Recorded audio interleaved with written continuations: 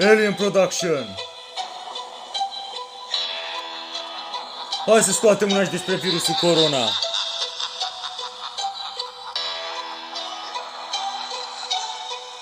Editor Ștefi.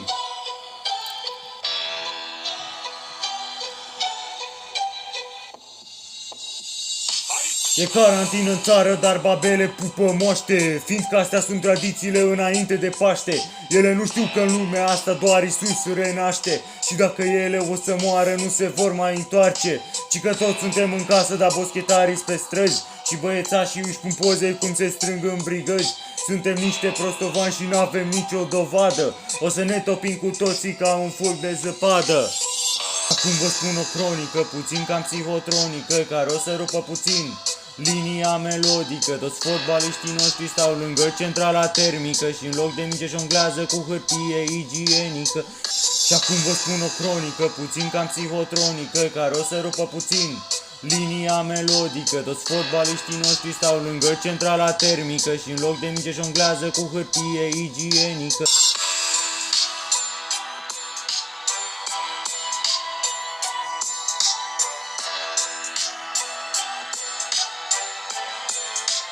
Yo.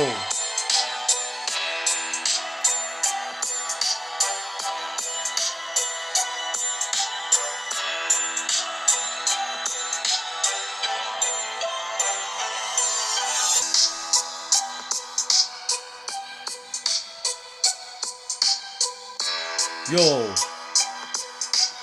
Mi s-a ars de corona.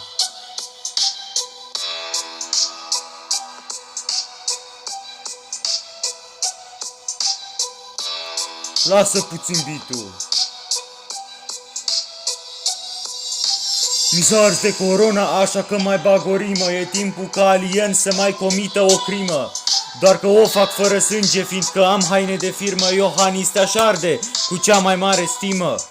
Fraților, e un virus, dar nu trebuie să vă săpați mormânt. Au fost și alte boli mult mai grave pe pământ. Ebola, malaria, nici nu au loc pe papirus. Hai să luptăm împreună versus coronavirus. Yo!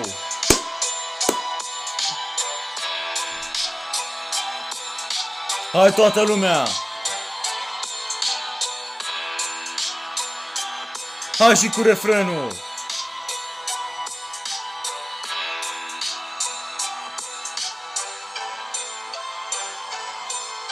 Și acum vă spun o cronică, puțin cam psihotronică, care o să rupă puțin linia melodică. Toți fotbaliștii noștri stau lângă centrala termică și în loc de minge jonglează cu hârtie igienică. Și acum vă spun o cronică, puțin cam psihotronică, care o să rupă puțin linia melodică. Toți fotbaliștii noștri stau lângă centrala termică și în loc de minge jonglează cu hârtie igienică.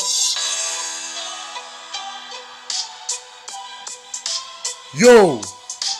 2020 Alien Production.